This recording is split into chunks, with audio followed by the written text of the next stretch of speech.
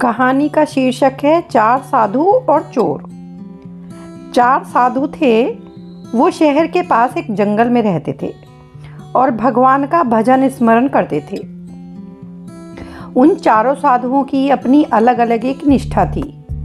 एक दिन वहाँ के राजा ने अपनी स्त्री से कहा कि हमें अपने लड़के को अच्छा संत बनाना है, फिर वह चाहे राज्य करे चाहे साधु बन जाए। रानी बोली कि महाराज, जो संत बनना चाहता है वही संत बन सकता है, दूसरे के बनाने से कैसे बन जाएगा? आपका और मेरा उद्योग थोड़े ही काम करेगा। राजा ने कहा, इसका एक उपाय है, सत्संग। सठ सुधरही सत्संगति पाई, पारस परस कुधात सुहाई। रानी बोली कि ऐसा कोई अच्छा संत है जिसके पास लड़के को भेजें? राजा बोला कि यहाँ पास में एक जंगल में चार अच्छे संत रहते हैं, उनके पास लड़के को भेज देते हैं। इस प्रकार राजा और रानी बातें कर रहे थे। रात्रि का समय था।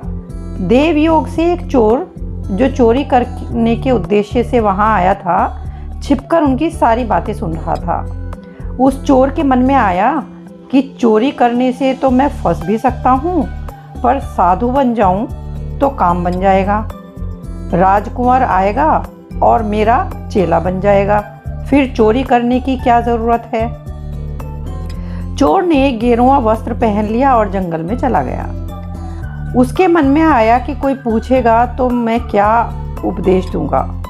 ऐसा सोचकर वह चार संतों में से पहले संत के पास गया और पूछा कि महाराज, कल्याण कैसे हो? संत ने कहा, भाई, किसी का भी जी मत दुखाओ, किसी को दुख मत दो, दिल किसी का मत दुखा, यह दिल खुदा का नूर है। चोर बोला, और महाराज? संत बोले, और की ज़रूरत नहीं, इस एक बात से ही काम बन जाएगा। चोर दूसरे संत के पास पहुंचा और बोला कि महाराज, मैं कल्याण चाहता हूँ, कोई उपाय बताओ। संत बोले, कभी किंचित मात्र भी झूठ नहीं बोलना, सदा सत्य ही बोलना, चाहे गला क्यों ना कट जाए। जैसा देखा, जैसा सुना और जैसा समझा, ठीक वैसा का वैसा कह देना। साँच बराबर तप नहीं, झूठ बराबर पाप, जाके हृदय साँच है, ताके हृदय आप। चोर बोला, और कोई बात? संत बोले, और की ज़रूरत नहीं है। अब वह चोर तीसरे संत के पास गया और बोला, महाराज, मेरा कल्याण कैसे हो? संत बोले, सीधी सादी बात है, रात दिन राम राम करो। जुगति बताओ जाल जी, राम मिलन की बात, मिल जासी और माल जी, राम रटो दिन रात। चोर बोला, और कोई उपाय? संत बोले, और उपाय की ज़रूरत नहीं है। अब वह चौथे संत के पास पहुंचा और बोला, महाराज, कल्याण कैसे हो? संत बोले, भाई, एक भगवान के शरण में हो आओ, मन में यह बात अटल रहे कि मैं तो केवल भगवान का हूँ। जैसे विवाह होने के बाद लड़की के मन में यह बात दृढ़ हो जाती है कि मैं कुंवारी नहीं हूँ, मेरा विवाह हो गया है, ऐसे ही मन में यह बात दृढ़ हो जाए कि मैं भगवान का हो गया, अब मैं किसी और का नहीं हो सकता, मेरे तो गिरधर गोपाल, दूसरों ना कोई। चोर बोला, और कोई बात? संत बोले, औरों की ज़रूरत नहीं, इतना ही काफ़ी है। चोर ने चारों संतों की चार बातें सीख ली और आगे जाकर बैठ गया। अब राजा आया। वह क्रमशः चारों संतों के पास गया। चारों ने एक एक बात कह दी। राजा ने देखा कि आगे एक पांचवा साधु भी बैठा है। राजा उसके पास भी गया और प्रार्थना की कि महाराज, कृपा करके कल्याण की बात बताएं। वह साधु वेशधारी चोर चुपचाप ध्यान में बैठा रहा, कुछ बोला नहीं। राजा ने ज़्यादा प्रार्थना की तो वो बोला, मैं जैसा बताऊंगा वैसा करोगे? राजा ने कहा कि हाँ महाराज, वैसा ही करूँगा। वह बोला, किसी का जी मत दुखाओ। राजा बोला, और कोई बात? वह बोला, सदा सत्य बोलो। राजा बोला, दूसरी कोई बात? वह बोला, भगवान के नाम का जप करो। राजा बोला, और कुछ बताइए। वह बोला, भगवान के शरण में हो जाओ। राजा बोला, महाराज, और कोई बात? वह बोला, संत जैसा कहे वैसा कर दो। राजा ने मन में विचार किया कि यह संत ज़्यादा ऊंचा है। अन्य संतों ने तो एक एक बात कही, पर इन्होंने पांचों बातें कह दी। राजा बड़े सरल स्वभाव का था। उसको मालूम नहीं था कि संत की पहचान इस तरह नहीं होती। राजा लौटकर महल में आ गया।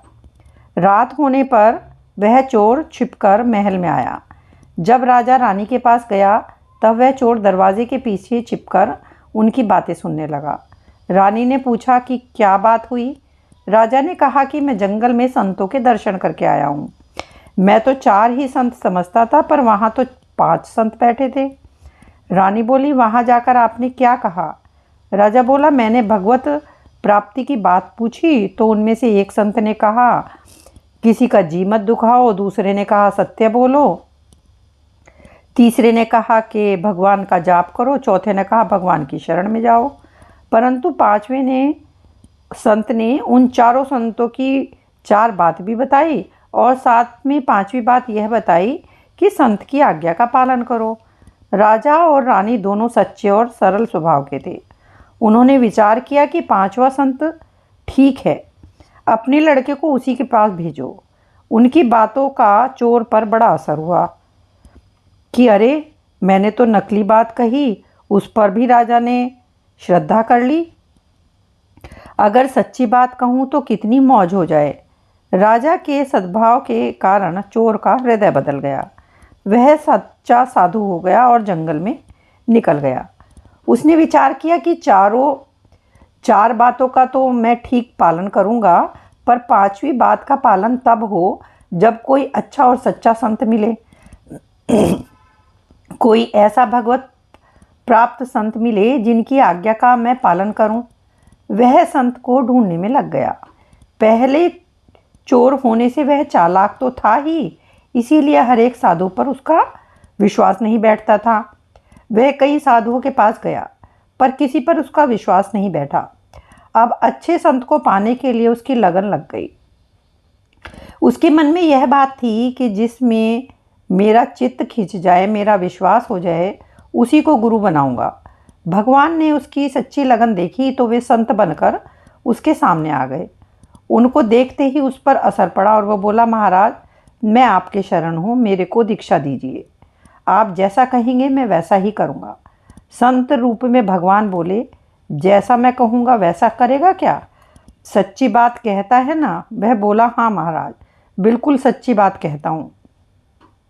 भगवान बोले, तो फिर पहले एक काम करो, पीछे तुम्हें मंत्र देंगे, तुम यह काम करो कि किसी का जी नहीं दुखाता उसका सिर काट कर लाओ, और जो सत्य बोलता है उसका सिर काट कर लाओ, और जो नाम जप करता है उसका सिर काट कर लाओ, और जो भगवान के शरण है उसका सिर काट कर लाओ।